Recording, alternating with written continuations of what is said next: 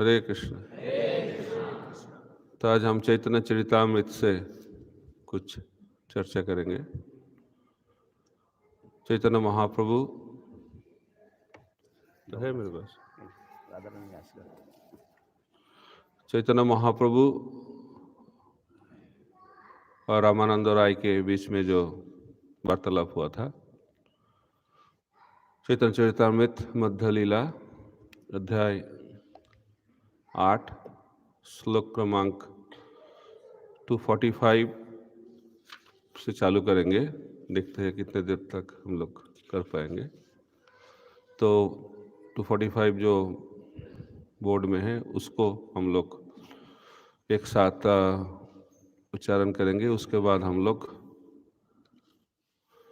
हमारा चर्चा चालू करेंगे। बांग्ला श्लोक है, कोशिश कीजिएगा। प्रभु कहे कौन विद्या विद्या मध्य सार, राय कहे कृष्ण भक्ति बिना विद्या नहीं यार। प्रभु कहे कौन विद्या विद्या मध्य सार, राय कहे कृष्ण भक्ति बिना विद्या नहीं यार। अनुवाद।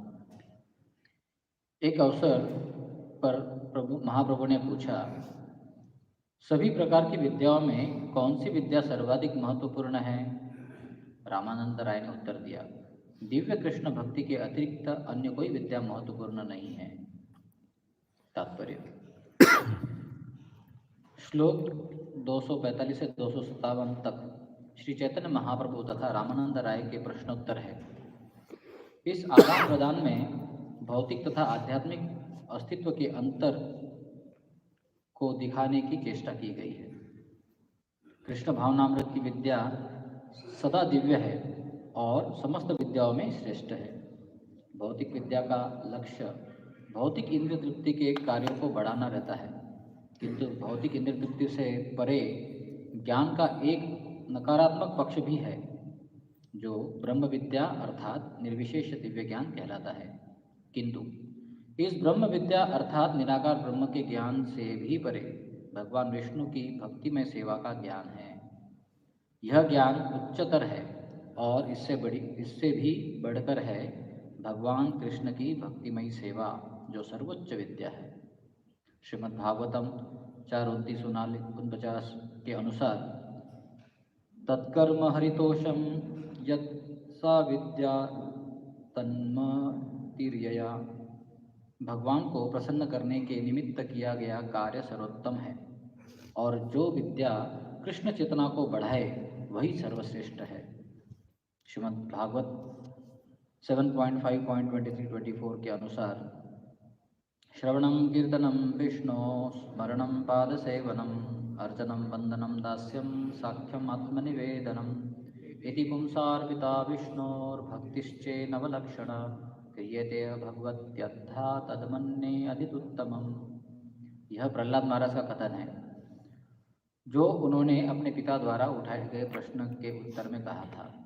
प्रहलाद महाराज ने कहा, भगवान विष्णु के विषय में सुनना या कहना, उन्हें स्मरण करना, उनके चरण कमल की सेवा करना, उनकी पूजा करना, उनकी स्तुति करना, उनका दास तथा मित्र बनना, उनकी सेवा में सर्वस्व निछावर कर देना, ये भक्ति के विविध प्रकार है। जो व्यक्ति ऐसे कार्यों में लगा हुआ है वो सर्वोच्च पूर्णता को प्राप्त माना जाता है। श्रील प्रभुपाद की जय। और एक श्लोक पढ़ लेते हैं। 246 कीर्तिगण मध्य जीवेर कौन बरो कीर्ति,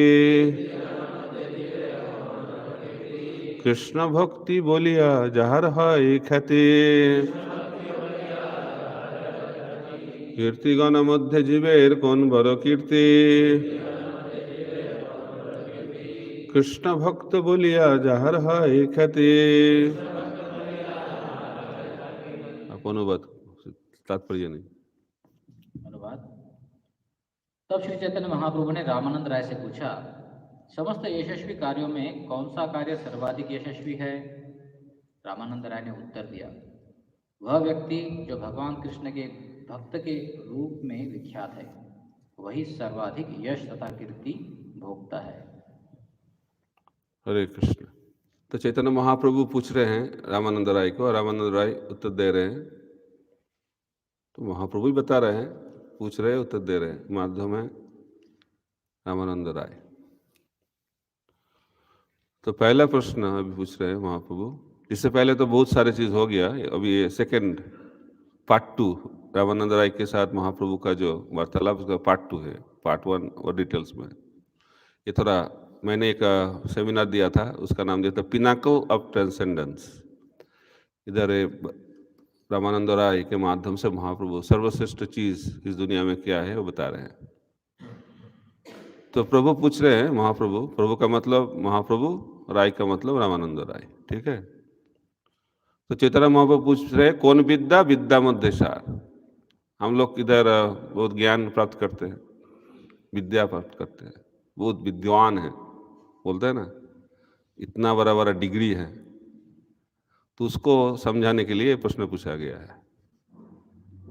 तो महाप्रभु पूछे हैं, इतने सारे विद्या इस दुनिया में है, तो उससे सबसे बड़ा विद्या कौन है। तो इधर कोई डिग्री के बारे में पूछा नहीं, बोला नहीं। इधर क्या बोला, राय कहे कृष्ण भक्ति बिना विद्या नहीं यार, कृष्ण भक्ति सर्वश्रेष्ठ विद्या है। तो इससे आप लोग सोचोगे क्या चल रहा है। तो कृष्ण भक्ति विद्या क्यों सर्वश्रेष्ठ विद्या। विद्या का मतलब क्या है, विद्या का मतलब है क्या, बताइए आप लोग तो सब बहुत बड़े बड़े विद्वान हैं। सो विद्या का उद्देश्य क्या है। हाँ, तो विद्या का लक्षण है, बोलिए। गीता में भगवान बताते हैं, वेदेश्य सर्वेर अहम एव वेद्य। विद्या का मतलब क्या है, कृष्ण को जानना। जो कृष्ण को जानते हैं वो विद्वान है, और जो कृष्ण को नहीं जानते वो क्या है, विद्वान नहीं है। सिंपल, कृष्ण बताया भगवद गीता में, हम लोग नहीं बता रहे। भगवान बताते हैं, हम लोग वेद इतने पढ़ाई करते हैं, पढ़ाई का उद्देश्य क्या होना चाहिए, भगवान को जानना। लेकिन इतना वेद श्लोक, इतना पाठ किया, पूरा वेद का अध्ययन कर लिया, 700 श्लोक गीता का, 18,000 श्लोक भागवतम का, सब कंठस्थ हो गया, लेकिन भगवान का पता नहीं चला, तो उसको क्या कहेंगे, विद्या कहेंगे नहीं। वेदेश्य सर्वेर अहम एव वेद्य, जो भगवान को जानते हैं वही विद्वान है, वही शिक्षा इधर दे रहे हैं। तो कौन भगवान को जान सकता है, भगवान बताते हैं, भगवद गीता में कर्मों के बारे में बताया, ज्ञान के बारे में बताया, योग के बारे में बताया, लेकिन भगवान बताते हैं भक्ता माम अभिजानाति, भक्ति के माध्यम से ही भगवान को जाना सकता है। इसीलिए रामानंद राय बोल रहे कृष्ण भक्ति बिना विद्या नहीं यार, कृष्ण भक्ति से ही भगवान को हम लोग जान पाएंगे, इसलिए कृष्ण भक्ति सर्वश्रेष्ठ है। तो विष्णु भक्ति क्यों नहीं बोल रहे हैं,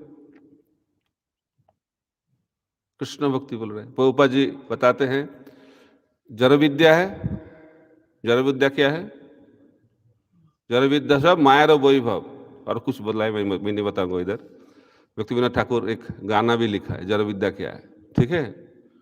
तो जो भौतिक संसार का जो ज्ञान है उसको कहते हैं जड़ विद्या, इसको अविद्या कहते हैं।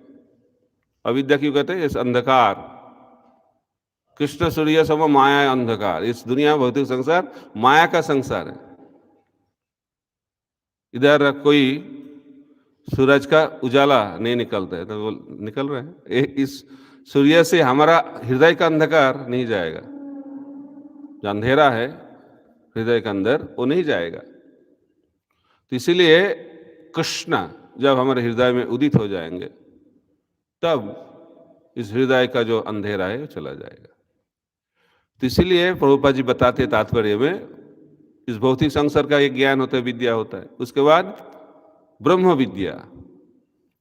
ब्रह्म विद्या का मतलब जिस विद्या से हम लोग परम ब्रह्म के बारे में जानते हैं, लेकिन परम ब्रह्म के कौन से तत्व के बारे में जानते हैं, ब्रह्म ज्योति के बारे में, निर्विशेष ब्रह्मेति परमात्मेति भगवान इति शब्द थे। श्रीमद् भागवत में बताया गया है, परम ब्रह्म को 3 तरीके से हम लोग जान सकते हैं।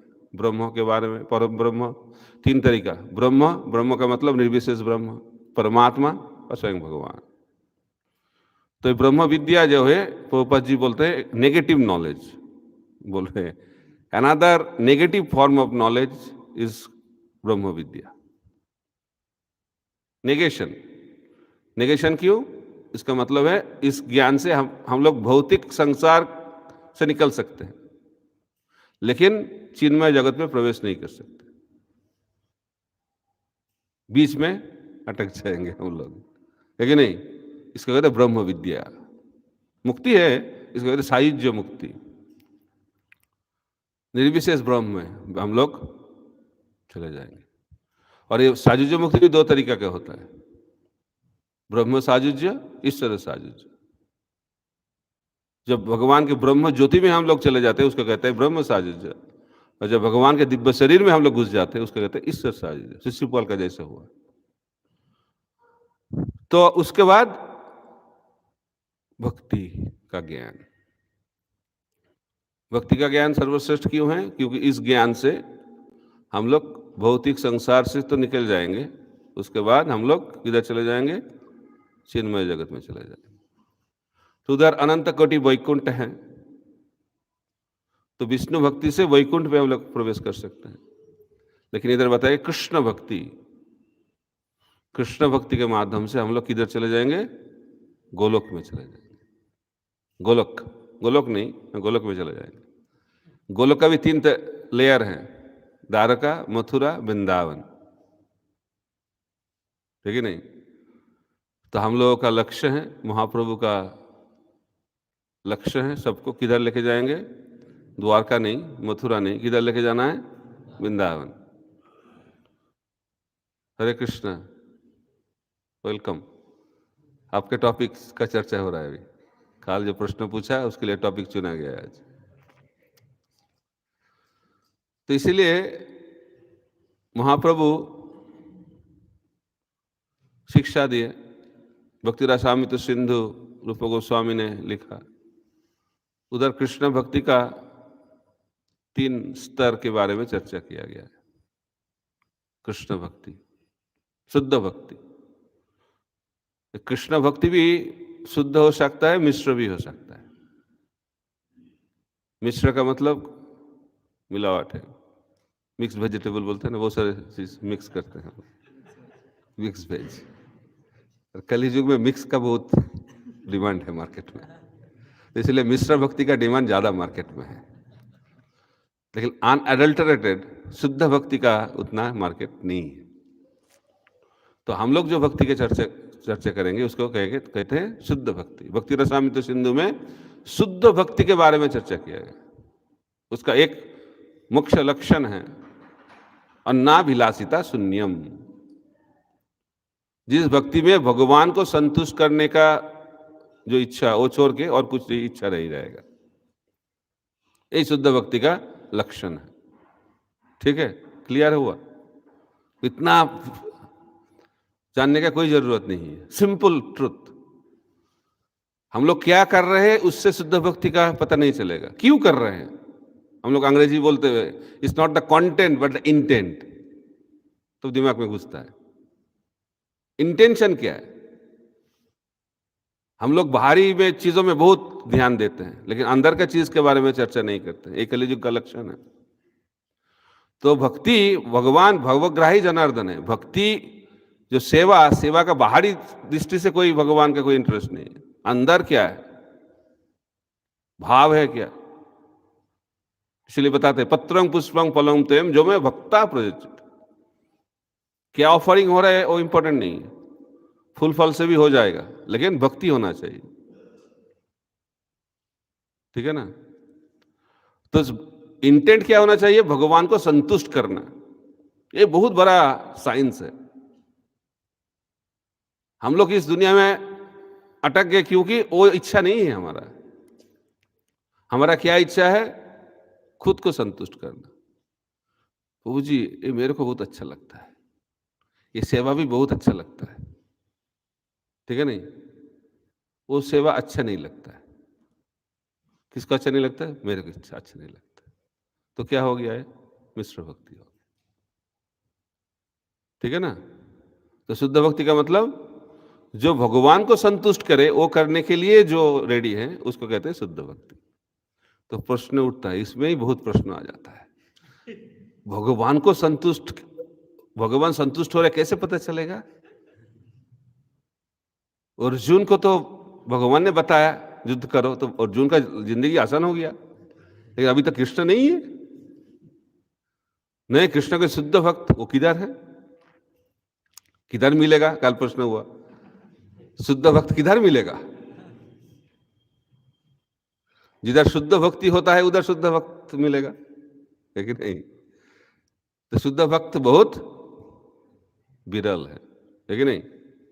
ज्यादा मार्केट में सप्लाई नहीं है, बहुत कम है। तो इसीलिए शुद्ध भक्ति का 3 स्तर, साधना भक्ति, भाव भक्ति, प्रेमा भक्ति, ठीक है? तो साधना भक्ति से भगवत प्राप्ति नहीं होगा, साधना भक्ति अभ्यास है। लेकिन साधना भक्ति में एक शुद्ध भाव होना चाहिए, तब साधना भक्ति होगा, ठीक है? क्यों हम लोग भक्ति कर रहे हैं? साधना भक्ति अब 2 तरीके का होता है, वैदिक साधना भक्ति, रागानुगा साधना भक्ति। जानना वो जरूरी है, क्योंकि हम लोग को गोलोक में जाना है, नहीं तो जरूरत नहीं था। अब लोग को गोलोक वृंदावन में जाना है, अच्छा, तो इसे जानना पड़ेगा भी, क्या करे? गोलोक वृंदावन में जाना है तो रागानुगा भक्ति जानना पड़ेगा, क्योंकि वैदिक भक्ति से हम गोलोक वृंदावन में नहीं जा सकते। और उसमें भी प्रॉब्लम, रागानुगा क्या है, उसके लिए भी इतना स्पेकुलेशन चलता है। तो वैदिक भक्ति का लक्षण क्या है? जो श्रद्धा से होता है। और रागानुगा भक्ति क्या है? लोभ से होता है। हम लोग प्रसाद खाते हैं ना, प्रसाद सेवा करते, खाते नहीं, प्रसाद सेवा करते हैं। तो प्रसाद का टेस्ट अच्छा नहीं हुआ तो हम लोग खाते हैं, क्यों? प्रसाद है, खा लेना चाहिए, जो भी मिल रहा है खा लेना चाहिए, इसको कहते हैं वैदिक भक्ति। लेकिन अच्छा कुछ बना, कब प्रसाद का टाइम, उधर मन उधर है, कब प्रसाद, कब प्रसाद, क्यों? पता चल गया आज क्या फीस्ट का मेनू, लोभ, रागानुगा भक्ति, ठीक है? डिफरेंस समझे? बाहर का एक्टिविटी में कोई डिफरेंस नहीं है, खा रहे हैं ना, लेकिन इंस्पिरेशन क्यों? एक है श्रद्धा और एक है लोभ, यही अंतर है, और कुछ अंतर नहीं है। मंगलारती आना है, क्यों? बोल दिया है। दीक्षा लेना है, दीक्षा ले लिया हूं, गुरु ने बताया, बहुपा जी ने बताया, अथॉरिटी बताते, अटेंडेंस में साइन भी करना पड़ता है, जाना पड़ेगा। श्रद्धा, वैदिक साधना भक्ति। लेकिन कब मंगल आरती होगा, कब दर्शन के लिए जाऊंगा, तुरंत उठ के दौड़ के आ रहे हैं, रागानुगा भक्ति। भक्ति एक ही है, बाहरी दृष्टि से कोई अंतर नहीं है, लेकिन अंदर में अंतर है, ठीक है? थोड़ा सिंपल तरीके से मैं बता रहा हूं। तो श्रद्धा से जब भक्ति होता है उसको कहते हैं वैदिक साधना भक्ति, और जब लोभ के माध्यम से जब साधना भक्ति होता है उसको कहते हैं रागानुगा साधना भक्ति। श्रद्धा किसके ऊपर? गुरु वाक्य और शास्त्र निर्देश के ऊपर श्रद्धा होना चाहिए। श्रद्धा भी ठीक से होना चाहिए, शास्त्रीय श्रद्धा होना चाहिए। लौकिक श्रद्धा से साधना भक्ति नहीं होता है, शास्त्र श्रद्धा होना चाहिए। जो शास्त्र में बताया गया है वही गुरु बताते हैं। सदगुरु कौन है? जो शास्त्रों के बात बताते हैं, खुद का बात नहीं बताते। जो गुरु शास्त्रों के बारे में नहीं चर्चा करते, शास्त्रों से नहीं बोलते, सदगुरु नहीं है। उसके वाक्य में श्रद्धा होने से कुछ नहीं होगा। तो शास्त्र के माध्यम से जो श्रद्धा हम लोग को प्राप्त होता है, उस श्रद्धा के ऊपर हम लोग जो भक्ति करते हैं उसके माध्यम से, तब उसको कहते हैं वैदिक भक्ति, वैदिक साधना भक्ति। और वही श्रद्धा जब लोभ में ट्रांसफॉर्म हो जाता है तब उसको कहते हैं रागानुगा साधना भक्ति, ठीक है? तो साधना भक्ति थे क्या है? रतिर उदय, रति गारो होइले प्रेम नाम का, ये बताया गया है। साधना भक्ति से क्या मिलेगा? भाव मिलेगा, भाव भक्ति। और भाव से क्या मिलेगा? प्रेम मिलेगा। तो लेकिन जब साधना भक्ति नहीं होगा, जब मिश्र भक्ति होगा, मिश्र भक्ति से कभी भाव प्रेम नहीं मिलेगा। आपको जानना चाहिए जो शुद्ध भक्ति का साधन होता है उससे ही हम लोगों को भाव प्रेम मिलेगा, और भौतिक संसार से हम लोग निकल के वैकुंठ और गोलोक वृंदावन में जा सकते हैं। तो साधन इसीलिए बहुत जरूरी है। कौन सा साधन? शुद्ध भक्ति का साधन, और ना विलासिता शून्यम करके जो साधन होता है, उस साधन से हम लोग वैकुंठ पे जा सकते हैं। तो साधना भक्ति हो गया। साधना भक्ति का डिफरेंट लेवल भी है। आदो श्रद्धा तथा साधु संग, भजन क्रिया, अनर्थ निवृत्ति, निष्ठा, रुचि, आसक्ति, ये जो 7 लेवल है इसको कहते हैं साधना भक्ति। उसके बाद भावा भक्ति, उसके बाद प्रेमा भक्ति। ठीक है। तभी जब वैदिक भक्ति से जो भाव भक्ति मिलता है और उस भाव भक्ति से जो प्रेम भक्ति मिलता है, उससे हम लोग वैकुंठ पे जा सकते हैं। लेकिन रागानुगा भक्ति से जो भाव और प्रेम मिलता है, उससे हम लोग गोलोक वृंदावन में जा सकते हैं। तो भाव भक्ति में कुछ बाहरी सिम्टम्स, लक्षण दिखाई पड़ता है। उसको कहते हैं स्थायी, उसको कहते हैं सात्विकी विकार, अष्ट सात्विकी विकार। 8 तरीके का शरीर में लक्षण, बाहरी लक्षण दिखाई देगा। रोएंगे, हंसेंगे, दौड़ के जाएंगे, एक जगह रुक जाएंगे, 8 लक्षण है। तो उस लक्षण को बताया गया है भक्ति रसामृत सिंधु ग्रंथ में। लेकिन उस लक्षण का समस्या नहीं, उस लक्षण को हम लोग भाव भक्ति में नहीं होके भी हम लोग नकल कर सकते हैं। नकली चीज, रोने के लिए आपको तो कोई अच्छा एक्टर हो तो रो देगा, है कि नहीं? हंसेगा, उसको 8 चीजों का एक्टिंग हो सकता है कि नहीं? और वो 8 चीजों का हम लोग उनको कौंसिल को क्या बोलेंगे हिंदी में? छुपा सकते हैं। जैसे प्रभुपाद जी और हमारे आचार्य लोग उस भाव को और लक्षण को कभी दिखाया नहीं किसी को, छुपा रखते हैं, छुपा के रखते हैं।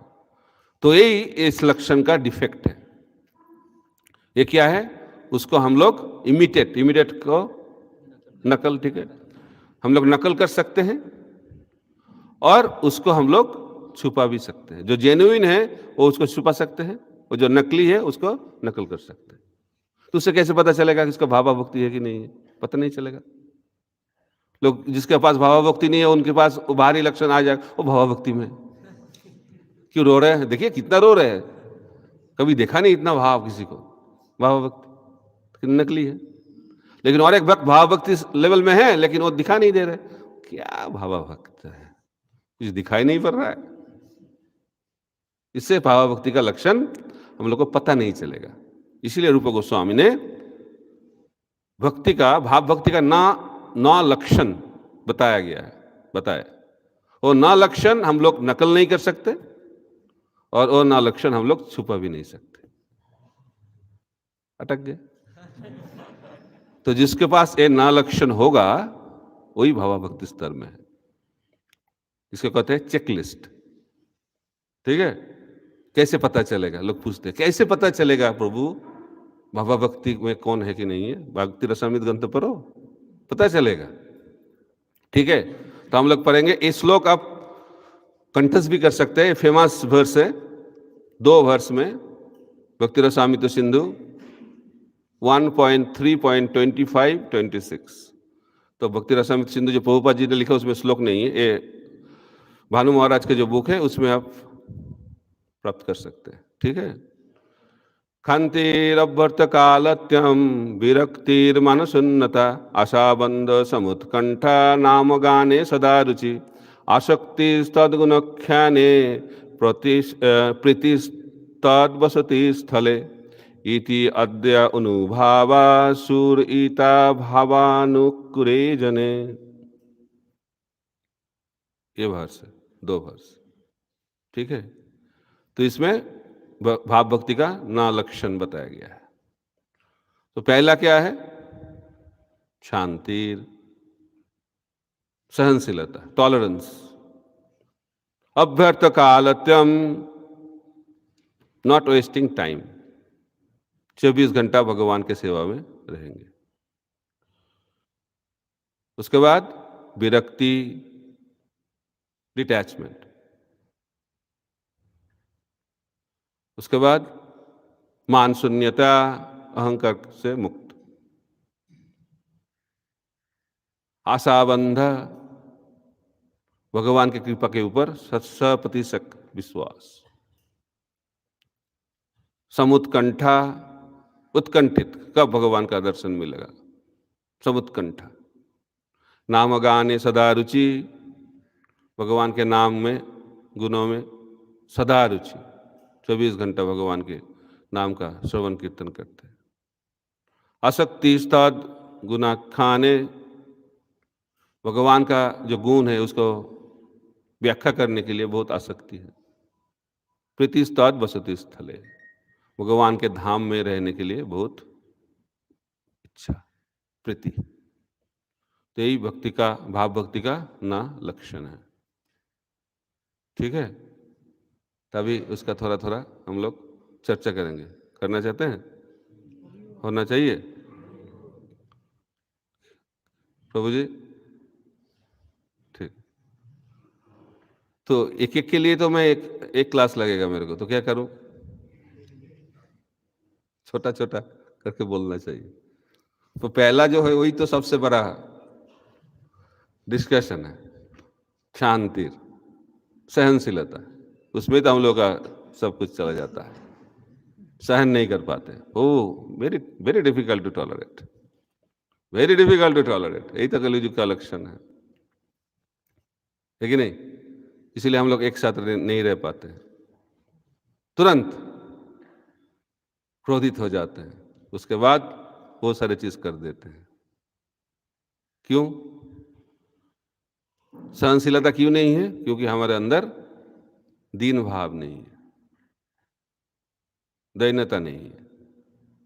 त्रिनादपि सुनीचे न तरदपि सहिष्णु, जो दीनहीन भाव जिसके अंदर रहेगा वही सहन कर सकते हैं।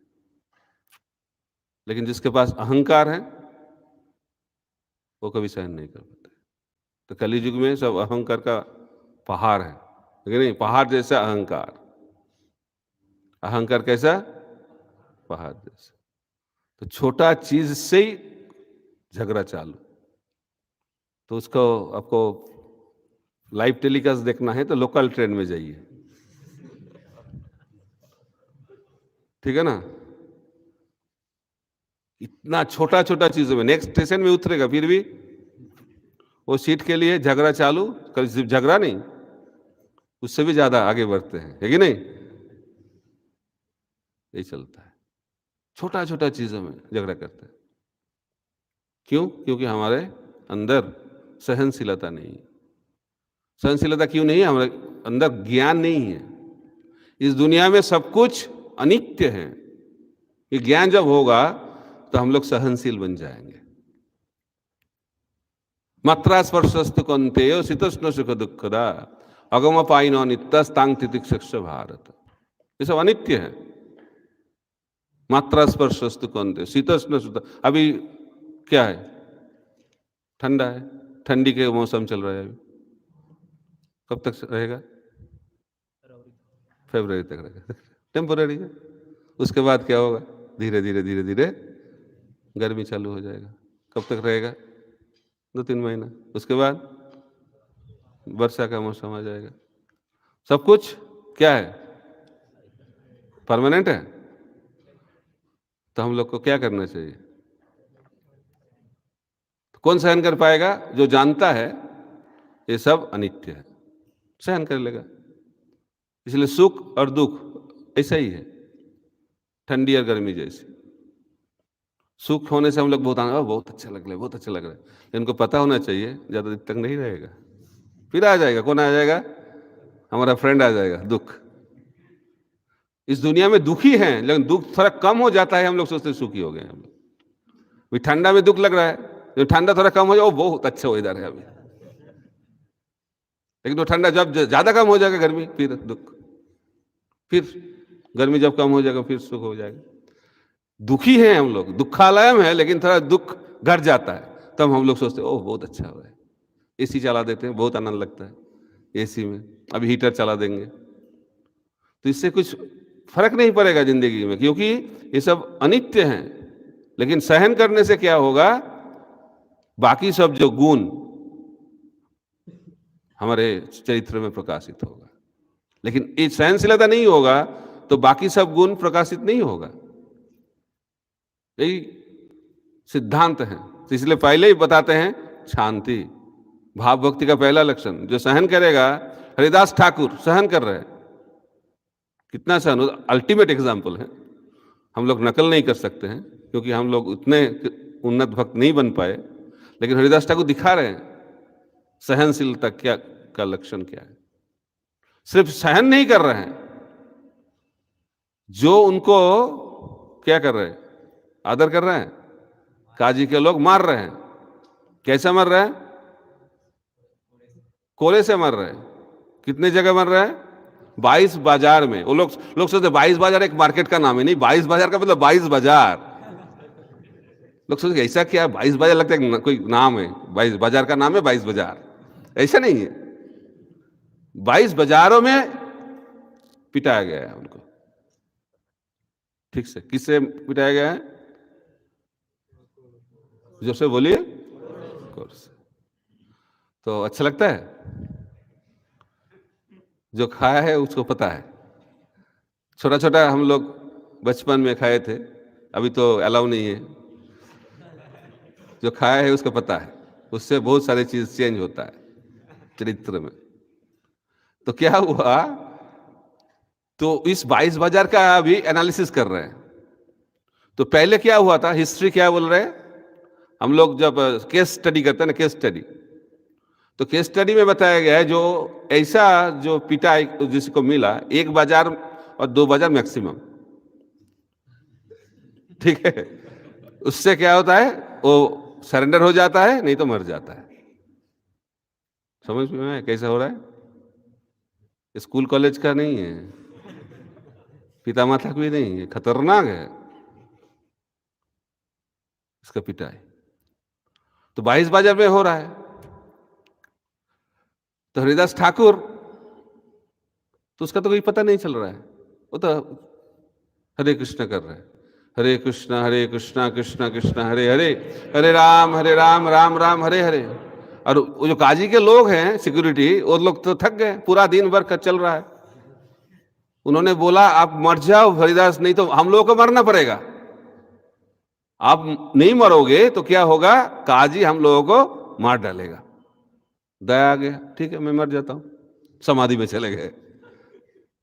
ठीक है, और महाप्रभु ये चीज बता रहे हैं, महाप्रभु बता रहे हैं हरिदास आपको पता है जब काजी के लोग आपको पिटाई कर रहे थे तब मैंने सुदर्शन चक्र भेज दिया था। तो इसलिए बताते हैं जो भगवान का नाम का आश्रय लेता है उसके आजू बाजू में कौन घूमता है, सुदर्शन। सावधान रहना चाहिए, ठीक है। उदाहरण क्या है, अम्बरीश महाराज, तो खतरनाक है। दुर्वासा मुनि को पता चल गया, 1 साल दौड़ के पूरा रेस, मैराथन रेस किया उन्होंने 1 साल, फिर आके किधर आना पड़ा, अम्बरीश महाराज के चरण में। तो शुद्ध भक्त को कोई ऐसा करेगा तो उसका क्या हाल होगा। दुर्वासा मुनि जैसा महान मुनि, उनका ऐसा हाल हो गया। तो जो भगवान का नाम लेते हैं शुद्ध भाव से, तो उसके सुरक्षा के लिए भगवान किसको भेजते हैं, सुदर्शन को भेजते हैं, घूमता रहता है सुदर्शन चक्र। तो लेकिन हरिदास ठाकुर को सुरक्षा देने के लिए सुदर्शन चक्र भी फेल हो गया।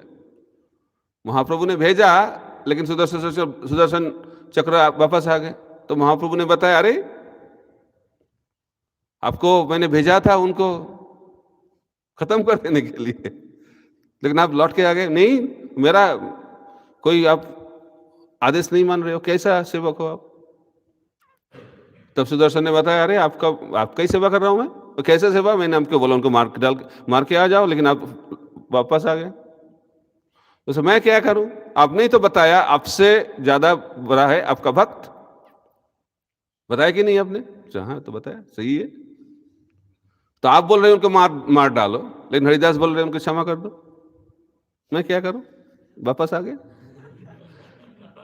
तो महाप्रभु हरिदास मैं क्या करूं? अभी मेरा सुदर्शन चक्र फेल, तो अभी तो मेरे पास कुछ है नहीं, तो मेरे को खुद जाना पड़ा। तो हरिदास ठाकुर का भक्त जैसा कोई भक्त बनेगा तो सुदर्शन उसको सुरक्षा नहीं देते, साक्षात भगवान उनको सुरक्षा देते हैं। यही शिक्षा दे रहे हैं महाप्रभु। ठीक है? तो सहन कैसे हो रहा है? क्योंकि महाप्रभु सब ले रहे हैं ना।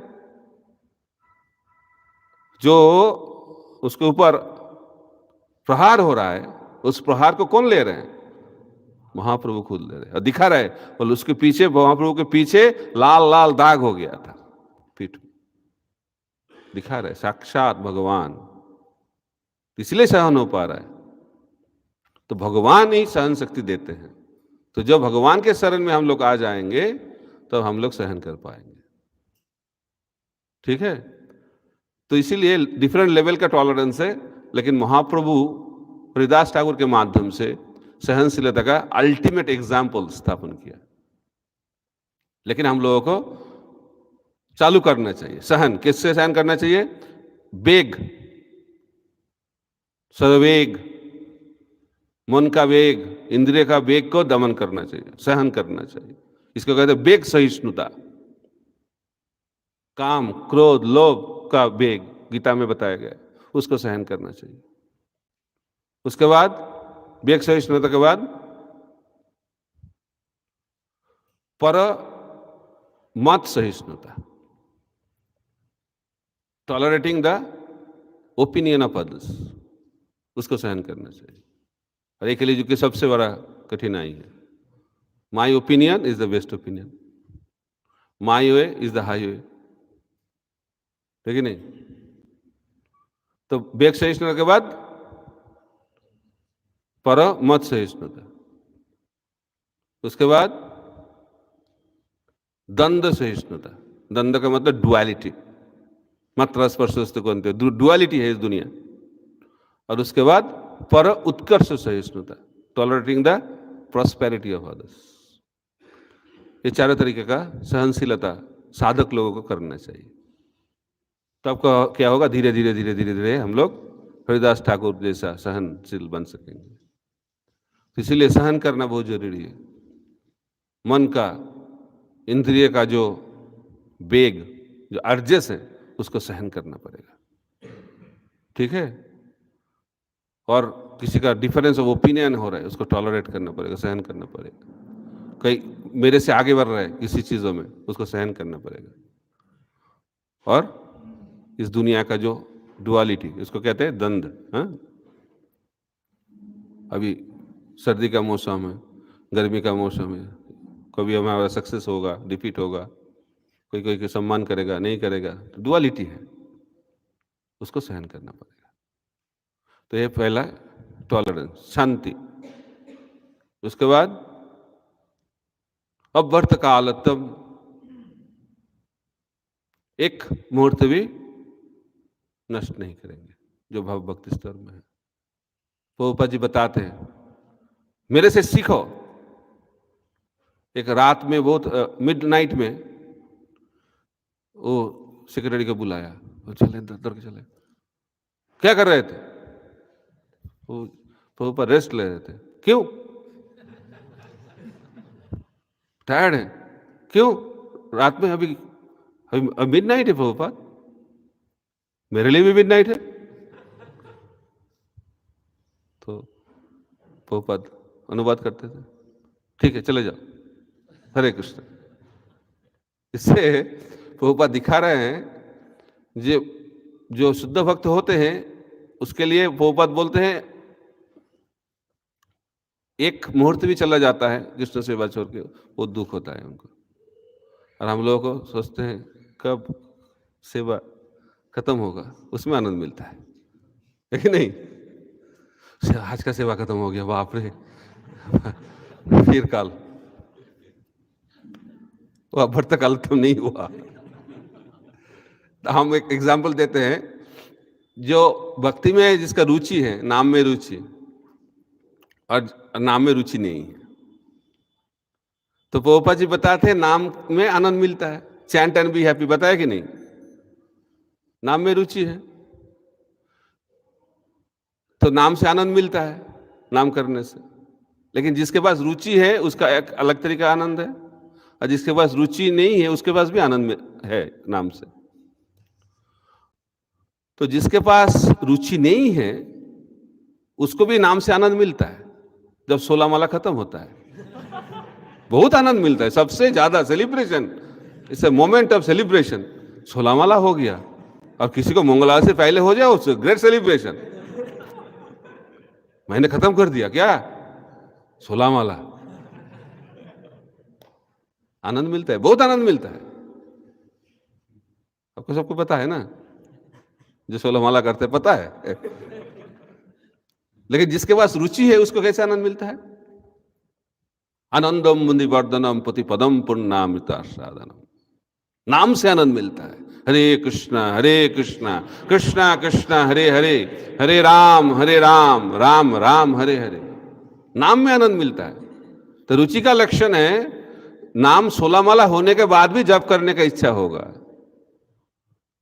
रुचि का लक्षण जब पेट भर जाता है, प्रसाद बहुत रुचि है तो क्या होगा, पेट भरने से भी मन नहीं भरता है और खा लेता हूं, है कि नहीं?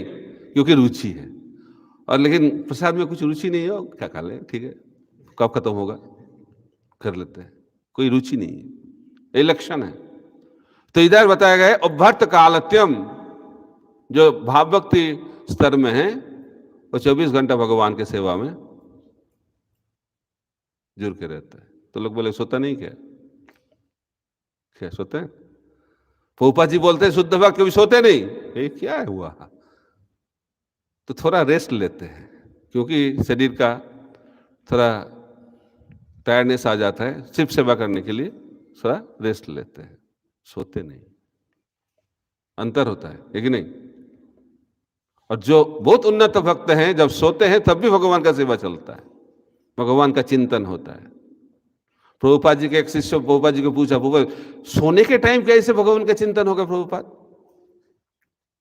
बहुत इच्छा रहता है ना, अभ्यर्थ कालतम सुन के 24 घंटा कैसे होगा? तो प्रभुपाद जी बोला, जब आप जागृत रहते हो किसका चिंतन होता है? तो जब हम जप करते हैं सोते हैं, जप के टाइम सोते हैं, लेकिन इच्छा क्या है? सोने के टाइम जप करेंगे। इच्छा बहुत अच्छा है, लेकिन इच्छा से तो सब कुछ नहीं होगा। इसीलिए जब जप करते हैं, पहला साधन का लक्षण है जप के टाइम जागृत रहना चाहिए। तो नाम से कोई आनंद नहीं मिल रहा है, प्रभु अश्रु नहीं निकल रहा है, पहले जागृत रहो, उसके बाद वो होगा। सिक्योरिटी गार्ड, वह एग्जाम्पल सुना, बहुत अच्छा लगा। सिक्योरिटी गार्ड जो नाइट गार्ड देते हैं उसको क्यों तनख्वाह देते हैं? जागृत रहने से ही उनको नकदी मिले, तनख्वाह मिल जाएगा, है कि नहीं? यही सबसे बड़ा ऑस्टेरिटी है। जो नाइट गार्ड सोते नहीं उसको रिवार्ड देते हैं, लेकिन क्या गार्ड दिया उसमें कोई पता नहीं चलता है लोगों को। क्या सेवा किया? सोया नहीं, जागा। इसीलिए हम लोगों का भी सबसे बड़ा साधन का लक्षण है जप के समय सोना नहीं, ठीक है? तो उसके बाद धीरे धीरे धीरे सोने के टाइम भी जप होता है। जब हम लोग जागा रहते हैं उस टाइम अच्छे से सुनेंगे, अच्छे से कीर्तन करेंगे, तो क्या होगा? रात में भी सोने के टाइम भगवान का नाम उच्चारित होगा। अब जानते हैं ना, जब सोते हैं कुछ लोग सोने के टाइम भी बोलते हैं, देखा है आपने? मेरे तो खुद एक्सपीरियंस है।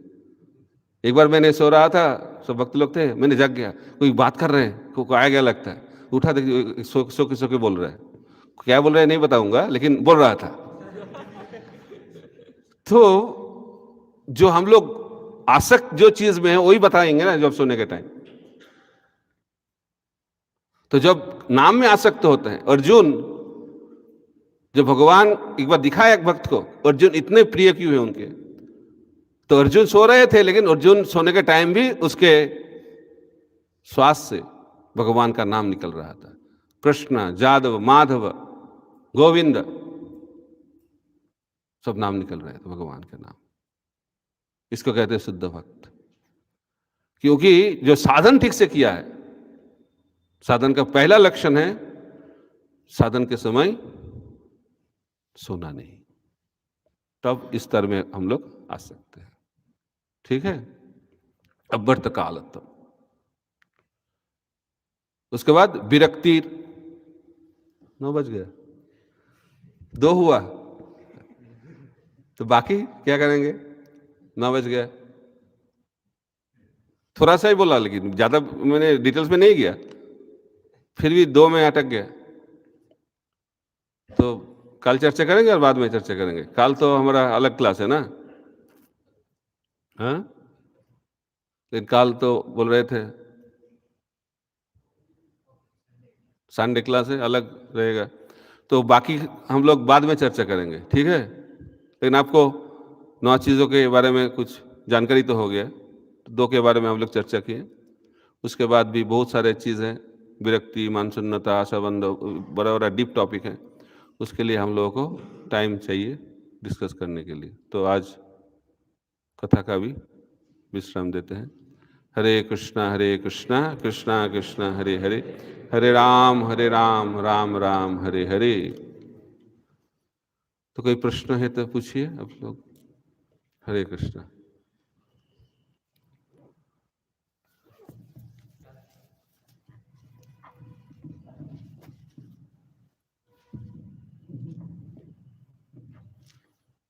हरे Krishna Maharaj ji, thank you for the class.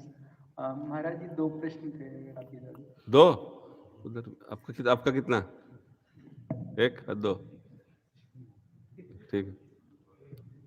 Maharaj जी, आपने टॉलरेंस के बारे में बताया कि कैसे हमें सहनशील होना है, लेकिन कई बार ये होता है कि टॉलरेट बाहरी स्तर पर कर लिया कि बाहर में ठीक चले डीलिंग, लेकिन अंदर ही अंदर वो ग्रज अंदर रहता है। खून उधर अंदर कुछ हो रहा है, ठीक है। ठीक है, बोलिए। तो उस लेवल पे भी, मतलब जैसे हरिदास ठाकुर जी का एग्जांपल दिया कि उन्होंने उस लेवल पे माफ कर दी, तो वो कैसे? तो आपका तो कुछ इम्प्रूवमेंट हुआ ना, अभी तो बाहर कुछ नहीं हो रहा है, वो तो अच्छा अचीवमेंट है ना। हाथ पाथ तो नहीं निकल रहा है अभी, सब कुछ अंदर है। तो क्या हुआ, अभी धीरे धीरे वो भी शांत हो जाएगा। बाहरी अभी शांति आ गया, तो एक डेवलपमेंट है। ठीक है, अब जब साधन धीरे धीरे आगे बढ़ेंगे तो अंदर भी शांत हो जाएगा धीरे धीरे। ठीक है, अभी खून थोड़ा गर्म हो रहा है, तो वो भी ठंडी हो जाएगा। ठीक है, तो अभ्यास कीजिए। एंड दूसरा ये था कि जैसे आपने बताया था कि भाव भक्ति, जो भाव भक्ति में भक्त है वही दे सकता है। तो जो भरत महाराज जी का स्टोरी आता है कि वो तो एकांत में उन्होंने अपना साधना किया, तो फिर भी मतलब वो भाव भक्ति के स्तर पे थे, या फिर बाद में प्रेम भक्ति भी प्राप्त हुआ, तो वो कैसे? डीप टॉपिक, तो उसको लिए तो आपको चर्चा करना पड़ेगा। आपको ये जानना चाहिए, गुरु का मतलब ये नहीं गुरु आपके साथ रहेंगे वन में। तो भक्ति होता है गुरु के निर्देश से होता है। ध्रुव महाराज का भक्ति किधर हुआ? किधर हुआ? जानते नहीं? जंगल में नारद मुनि थे क्या? तो कैसे हो गया? नारद मुनि निर्देश प्राप्त हुआ ना। प्रहलाद महाराज का भक्ति किधर से हुआ? लोग सोच रहे आप तो इधर गुरुकुल में रहते हो, ये शिक्षा आपको कैसे मिल गया? क्योंकि मातृगर्भ में जब थे वो तब नारद मुनि के से सुन लिए। तो भरत महाराज भी ऐसा ही हुआ। ठीक है, भरत महाराज जी भी। हाँ, गुरु नहीं होने से भक्ति नहीं होता है, गुरु के कृपा से ही भक्ति मिलता है। ठीक है, हरे कृष्ण। हरे कृष्ण महाराज जी, थोड़ा ऐसा क्वेश्चन है कि इतना सारा हम सुनते हैं, आप जैसे बताएं बहुत सारी चीजें, तो सुन के बहुत ज्यादा हो गया क्या आज? ठीक है, तो 2 ही तो हुआ, 9 होना था 2 हो गया। ठीक है, वो भी ज्यादा हो सुन के गया। बहुत अच्छा लगा। अच्छा लग रहा है। तो सोचते हैं हम क्या हम इस भाव में पहुंच सकते हैं, तो क्या लग रहा है आपको? यही मेरा क्वेश्चन है कि क्या हम ऐसे बन सकते हैं? शास्त्रों में विश्वास है, लेकिन हमें अपने ऊपर विश्वास नहीं कि हम इस लेवल में ये सब पहुंच सकते हैं। ये सोच के बहुत वो लगता है। कैसे लग रहा है आपको? ये सब सोच के महाराज वो सब कब होगा? हो पाएगा कि नहीं? क्या होगा? फ्रस्ट्रेशन में चल रहा है क्या? होगा, इसलिए तो श्रद्धा। भक्ति चालू होता है श्रद्धा से, जरूर होगा। इसलिए जिसके पास ऐसा श्रद्धा है उसके पास रहोगे तो आपका भी श्रद्धा बना रहेगा। तो जो उन्होंने प्राप्त किया है इसलिए तो उसके साथ रहना चाहिए ना। उनको हुआ तो मेरा भी होगा, इसी को कहते हैं आशाबंध। तो आशा हमारा रहेगा, जब किसी को मिल गया है तो उसको देख के इंस्पिरेशन मिलेगा। और हम एक संघ में हैं, किसी को नहीं मिला है, सब फ्रस्ट्रेशन में गुरु, किसी को नहीं होगा, मेरा होगा क्या, मेरा होगा क्या, सोचेंगे मेरा भी इच्छा था लेकिन लगता है नहीं होगा क्योंकि सब बोल रहे हैं किसी का नहीं होगा। ठीक है, संघ से श्रद्धा स्ट्रांग होता है। माइक में बोलिए। पता नहीं क्या, पता नहीं, माइक में बोलिए ना। हरे कृष्ण। हाँ, हमें पता नहीं है कि कौन उतना शुद्ध भक्त है, तो हम उनके संग से कर सकते तो लक्षण इसलिए तो बताया गया, रूप गोस्वामी ने बताया।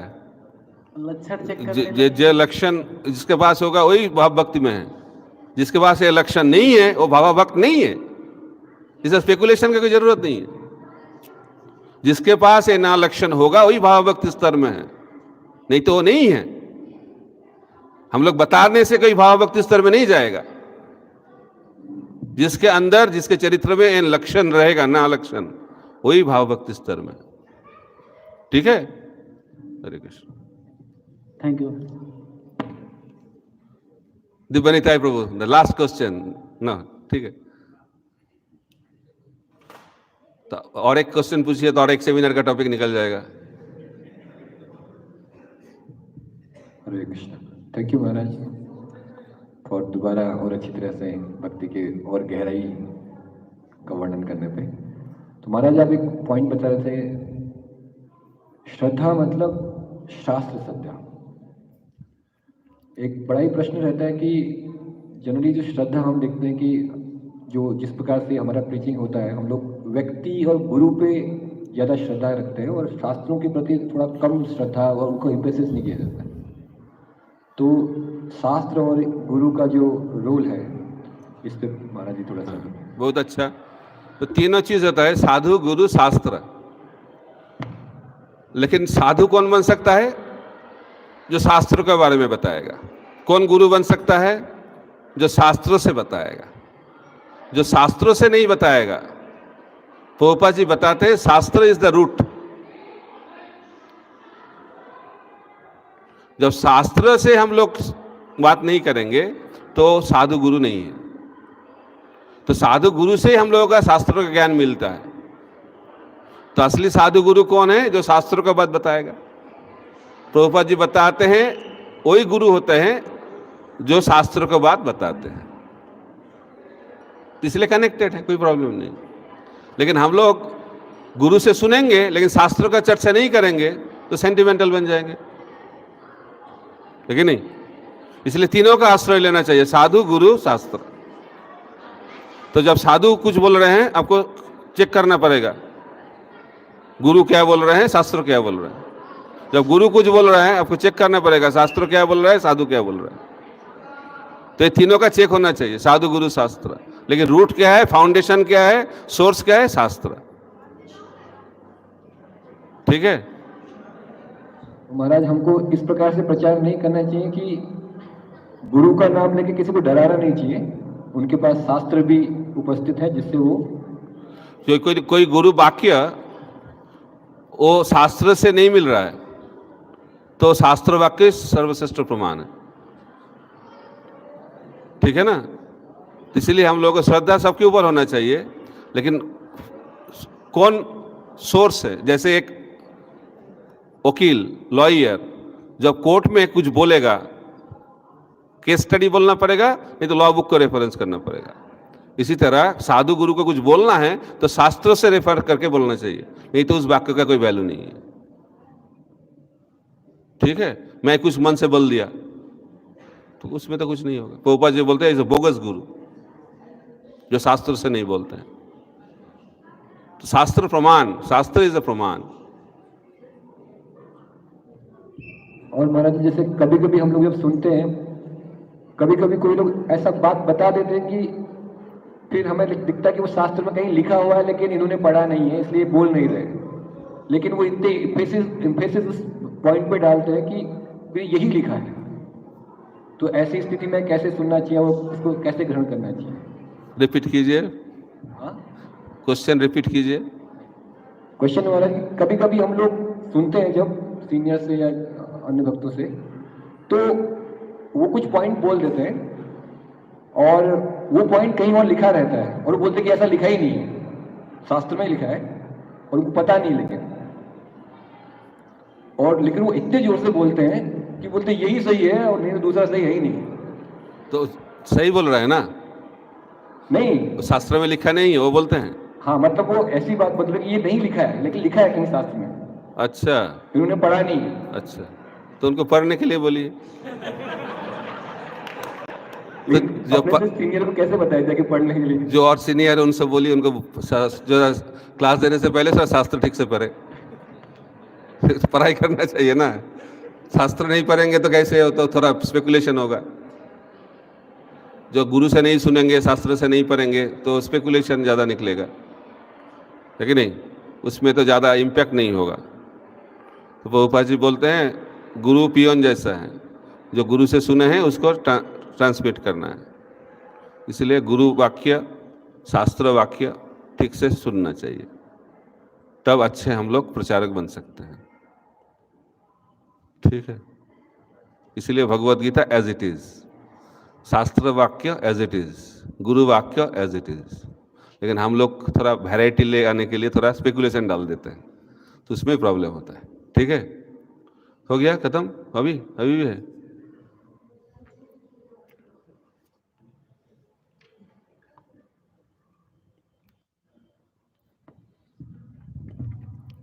और जैसे आपने बताया कि शास्त्र, साधु जो शास्त्र से बोलते हैं और शास्त्र से हमको देखना चाहिए बोल रहे हैं कि नहीं, लेकिन वहाँ जब कंडीशनल स्टेट में जीवात्मा है तो शास्त्र को समझना भी उसके लिए बहुत कठिन है, क्योंकि शास्त्रों से कई सारे मायावादी भी निकले हैं, शास्त्रों से समझ के कुछ निर्विशेषवादी निकले हैं। तो गुरु को इस स्तर पर मेन मुख्य रूप से स्वीकार करना आवश्यक है। कभी कभी गुरु ऐसे भी इंस्ट्रक्शन देते हैं जरूर शास्त्रों में नहीं है, लेकिन वो हमारे लिए उचित है, तो भले वो शास्त्रों में नहीं मिला तो हमें पालन करना चाहिए कि नहीं। जैसे एक उदाहरण आता है कि नारद मुनि मृगारी को बोलते हैं उसको कि मरा मरा बोलो आप, वाल्मीकि को शायद, तो मरा मरा कोई मंत्र नहीं है शास्त्रों में, लेकिन उन्हें पता था इससे इसका कल्याण होगा। तो वो भले अगर शास्त्रों से उस समय मैच करते महाराज तो हो नहीं सकता वो मंत्र हो शास्त्रों में, लेकिन गुरु को पता है कि इसके लिए ये काम करेगा और ये शुद्ध बनेगा, तो इसलिए कभी गुरु को भी हम, तो गुरु का कुछ अथॉरिटी रहता है, आचार्यों का। जैसे श्रुति है भगवान से निकला है, उसको कहते हैं श्रुति। स्मृति क्या है? जो आचार्य लोगों ने, मुनि लोगों ने उसको रियलाइजेशन को लिखा है, उसको कहते हैं स्मृति। तो श्रुति स्मृति दोनों ही प्रमाण है। तो जो भगवान के शुद्ध भक्त हैं, मुनि हैं, आचार्य हैं, वो लोग भी शास्त्र लिख सकते हैं, उनका वाक्य भी शास्त्र है, लेकिन उस लेवल में जाना पड़ेगा। लेकिन स्मृति श्रुति से, उस श्रुति का अनुगामी होना चाहिए, नहीं तो वो सिद्धांत गलत हो जाएगा। तो इसीलिए हम लोग को जानना चाहिए, हम लोग जो उन्नत लेवल में जा सकते हैं तो उस टाइम शास्त्र का भी हम लोग कुछ डिटेल्स को हम लोग बता सकते हैं, लेकिन प्रभुपाद जी बताते हैं प्रिंसिपल को कभी चेंज नहीं कर सकते। भगवान का नाम करना ये प्रिंसिपल है, लेकिन उसको वो नाम नहीं आता है, इसलिए वो ऐसे बताया उसमें नाम आ जाएगा, वो डिटेल्स है। जैसा भगवान का नाम करना है, 64 माला करना है, 16 माला करना है, 32 माला करना है, आचार्य लोग चेंज करते हैं, लेकिन वो बोलेंगे नहीं नाम करने का जरूरत नहीं, वो नहीं, कोई आचार्य नहीं बोल सकता है, क्योंकि शास्त्र सिद्धांत है कली युग में भगवान का नाम लेना ही भक्ति का मार्ग है। वो चेंज नहीं कर सकते, लेकिन थोड़ा डिटेल्स चेंज कर सकते हैं। 64 माला से 16 माला हो गया, अच्छा हुआ, तो डिटेल्स है, ये तो चेंज किया है। ये डिटेल्स हम लोग आचार्य लोग थोड़ा चेंज कर सकते हैं, लेकिन हम लोग चेंज नहीं कर सकते। जो आचार्य हैं रियलाइज हो ले तो थोड़ा डिटेल्स को according to time place circumstances instruction दे सकते हैं। हमारा यही तो प्रश्न है कि जैसे हम जो हमारे गुरु होते हैं वो हम मानते हैं कि वो उस स्तर पर हैं, जिस इसलिए हम, आपको मानने से कोई शुद्ध भक्त नहीं बनता है, इसको सेंटिमेंट कहता है। जिसके शुद्ध भक्ति का लक्षण है वो शुद्ध भक्त है। मेरे मानने से कोई शुद्ध भक्त नहीं बनता है, ये सिद्धांत है। इसीलिए रूप गोस्वामी ने लिखा जिसके अंदर इस लक्षण है वही शुद्ध भक्त है, जिसके पास नहीं है वो शुद्ध भक्त है नहीं। इससे कोई किसी का अपमान नहीं है, जो जो स्तर पे है वही भक्त है। कोई साधक भक्त हो सकता है, भाव भक्त होने के लिए लक्षण होना चाहिए, तो ये लक्षण नहीं है तो भाव भक्ति स्तर में है नहीं, इसका मतलब वो भक्त नहीं है, भक्त है, साधक भक्त है। गुरु भी साधक गुरु हो सकता है, गुरु का मतलब वो सिद्ध है, कोई कंक्लूजन नहीं है, सब गुरु को सिद्ध बनना पड़ेगा। प्रभुपाद जी बताते हैं गुरु होना है तो सिद्ध होना अच्छा है, क्योंकि सिद्ध होने से आप डिसाइपल को भगवत धाम ले जा सकते हो, क्योंकि साधक गुरु आपको भगवत धाम नहीं ले जा सकते, तो आपको हेल्प कर सकता है साधन में, इसलिए मॉनिटर रहता है स्कूल में, आपको हेल्प कर सकता है, सीनियर स्टूडेंट अच्छे स्टूडेंट आपको हेल्प कर सकता है। तो हम लोग को हेल्प सब बहुत सारे लोगों से मिल सकता है, जो हमको भक्ति में हेल्प करेगा वही गुरु है। लेकिन कौन भगवत धाम लेके जाएगा? जो शुद्ध भक्त हैं, जो महाभागवत हैं, जो मुक्त पुरुष है, वो भगवत धाम ले जाने का उनका शक्ति है। तो गुरु का मतलब ये नहीं सब सिद्ध गुरु है, सब भाव भक्ति स्तर में, ऐसे नहीं हो सकता।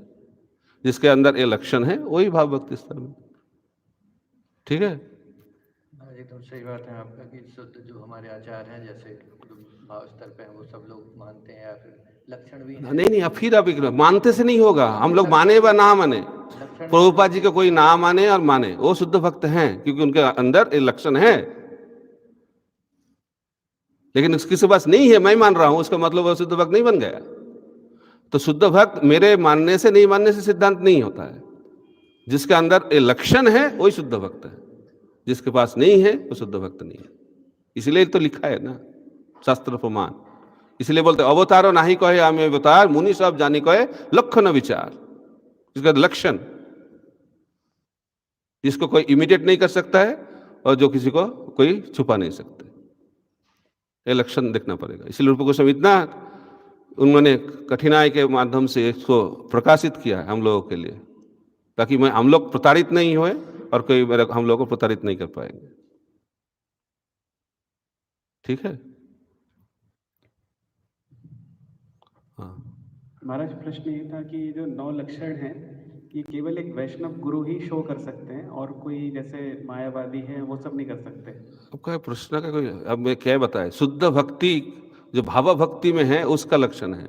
तो मायावादी लोग भाव भक्ति से तो भक्ति नहीं करते, तो भाव भक्ति कैसे करेगा? एक प्रश्न आ रहा था महाराज, जैसे कि कोई व्यक्ति है, वो किसी गुरु के पास जाता है, उसके गुरु शास्त्र से बोल रहे हैं लेकिन वो निर्विशेष बोल रहे हैं, तो एक तरीके से साधु भी हैं, गुरु भी है, सब शास्त्र से बोल रहे हैं, तो वो कैसे फिर सही गुरु के पास आ पाएगा? क्योंकि अगर ये हम कहते हैं कि साधु गुरु शास्त्र तीनों प्रमाण मिलने चाहिए, वो भी तीनों प्रमाण मिल रहे हैं क्योंकि वो शास्त्रों से ही कोट कर रहे हैं, तो कैसे वो शुद्ध भक्त के पास पहुंच पाएगा? शास्त्रों में बहुत सारी चीज बताया गया है, कर्म के बारे में बताया गया है, ज्ञान के बारे में भी बताया गया है, योग के बारे में भी बताया गया है, भक्ति के बारे में भी बताया गया है। जो जो इच्छा उसके माध्यम से भगवान उसको गुरु भेजेगा। जो इस दुनिया को भोगना चाहते हैं उसके पास कर्म गुरु मिल जाएगा, जो मुक्ति मिलना चाहते हैं उसके पास ज्ञानी गुरु मिल जाएगा, जिसको सिद्धि चाहिए उसको जोगी गुरु मिल जाएगा, जो भगवान को प्राप्त करना चाहते हैं उसको वैष्णव गुरु मिल जाएगा, जो आपकी इच्छा। ये ऑटोमेटिक नहीं है, सबको वैष्णव गुरु मिल जाएगा। जिससे बताते ब्रह्मांड भूमि देखो ना, भगवान जीव गुरु कृष्ण प्रसाद भाई भक्ति लता, जो एकांतिक होंगे, जो भगवान को प्राप्त करना चाहते हैं उसको वैष्णव गुरु मिलेगा। वो भी साधु गुरु जो कर्म के बारे में बोलते हैं वो शास्त्र सिद्धांत है, वो सही है, वो तो बताया गया है शास्त्र में। लेकिन वैष्णव गुरु किसको मिलेगा? जो भगवान को प्राप्त करना चाहते हैं। ऐसा श्रद्धा जिसके पास है उसके पास वैष्णव गुरु आ जाएगा, ठीक है। ठीक नहीं है, गलती से चला गया तो फिर वो वापस सही रास्ते पे आ जाएगा, मतलब क्या? अगर वो किसी प्रकार किसी गलत गुरु के पास चला भी गया तो भगवान उसको वैष्णव गुरु के पास भेज देगा। अब सिंसियर होगा तो जरूर भेज देगा, सिंसियर नहीं होगा तो आपको वही चाहिए तो उधर ही मिल रहेगा। आपकी इच्छा क्या है? आपको भोग करने की इच्छा तो भगवान क्या करे? लेकिन महाप्रभु थोड़ा स्पेशल है, भोग भी करना चाहते हैं उनको निकल लेगा, लेकिन कृष्ण नहीं करेगा। जे जथा मांग प्रबद्धन्ते तंग तथैव भजामः। लेकिन महाप्रभु बोलते हैं मैं तो उनको इधर से निकाल लूंगा, छोड़ूंगा नहीं, वो आए ना आए लेकिन मैं उनके पास जाऊंगा। ठीक है, महाप्रभु का स्पेशल मर्सी है, लेकिन नॉर्मल रूल है जो इच्छा है वही भगवान देते हैं। ठीक है, इसलिए महाप्रभु महाबदन्नाय है, स्पेशल स्पेशल कैटेगरी। अच्छा लगा? हरे कृष्ण। और कुछ हो गया ना? और कुछ है? और कुछ डाउट है? और भी डाउट आपका? ओके। जैसे आप बताया था कि हमें वो शास्त्रों से चेक कर लेना चाहिए, तो हमारे ऐसा बोलते हैं कि गुरु पर हमें विश्वास होना चाहिए पूर्ण रूप से। गुरु से विश्वास होना चाहिए, लेकिन गुरु के ऊपर अंधविश्वास नहीं होना चाहिए। इसको कहते हैं सेंटिमेंट। वो कृष्ण बताते हैं जो मेरे चरण में शरणागत होते हैं बहुत प्रिय हैं, लेकिन जो ज्ञान के माध्यम से मेरे चरण में शरण करते हैं सबसे प्रिय है। भक्ति इज नॉट सेंटिमेंट, भक्ति इज ए साइंस। भाव से, ये ज्ञान नहीं, अज्ञान से कभी भगवत प्राप्ति नहीं होता। ठीक है, हाँ हाँ हाँ करके कहीं नहीं होगा। शुद्ध भक्त, मैं शुद्ध भक्त, गुरु शुद्ध भक्त, सब शुद्ध भक्त, इस भाव कहते हैं इसको। तो भाव, ये भाव नहीं है, ये अलग सा भाव है, उससे भगवत प्राप्ति नहीं होगा, तो सेंटिमेंट है। ठीक है, गुरु के इंस्ट्रक्शन को महाराज अगर हम शास्त्रों से मिलाने लगे बार बार, गुरु जो बार बार क्यों? प्रभुपाद जी बोलते हैं that I can also cheat you, but Krishna will never cheat you. That is Shastra. Shastra will never cheat you. तो शास्त्रों को नहीं आधार करेंगे तो जिंदगी में कोई अच्छा फल नहीं मिलेगा। शास्त्र प्रमाण, that is topmost प्रमाण।